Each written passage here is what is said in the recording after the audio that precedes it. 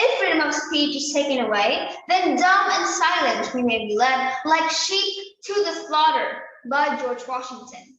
Do you want to be cattle, voiceless and helpless when something bad is happening to you? Good morning. My name is Anastasya and Valerie, and today I'm going to deliver a speech on the topic of the significance of freedom of speech. In the status quo, Indonesia has come a long way in observing the practice of free speech, especially for minorities like myself as Chinese ethnic.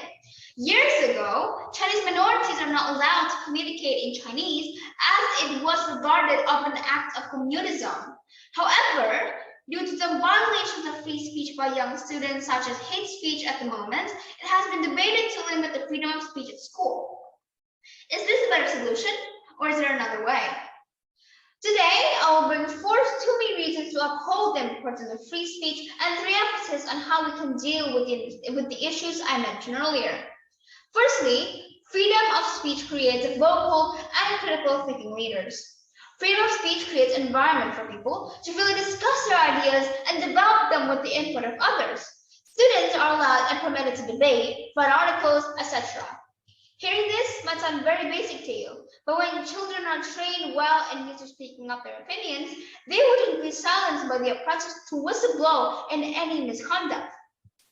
For example, the freedom of speech is highly protected by the Constitution in Sweden.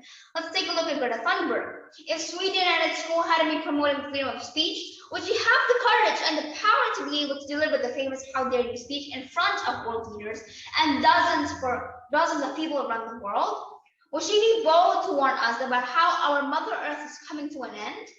Therefore, schools should continuously encourage freedom of speech. Secondly, to be able to speak up against oppressors, an individual with freedom of speech will most likely grow up to become an open-minded person. The reason for this is because they're not afraid of being judged for expressing their opinions or even shunned upon. For example, victims do not dare to speak up due to the pressure of being judged, or its consequences have led to the recent worldwide issue in France, where 330,000 children victims shared sex abuse, according to BBC.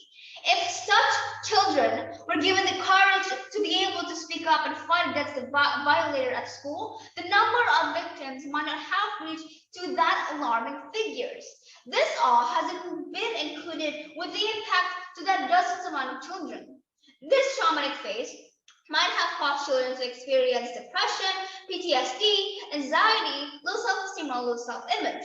Hence, schools as institutions should encourage exercising freedom of speech.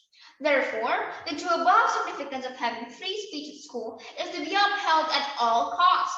Now, I would like to emphasize three things that needs to be done to exercise free speech effectively.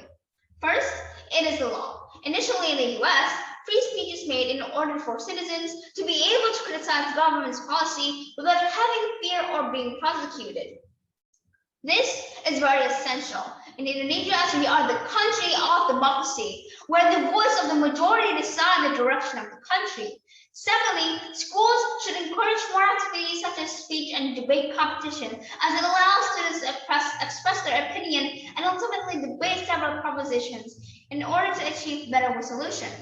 For example, students are set to debate whether post-pandemic online classes should omit the necessity to wear uniform schools. Through debate, students are exposed to research and passage of ideas to reach the ideal solution.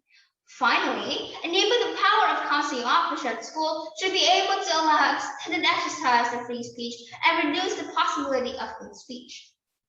Students who are motivated to exercise hate speech is usually affected by extremists through social media and peer pressure. Through proper counseling, students will of course learn that free speech is everyone's right, but also everyone is protected from defamation.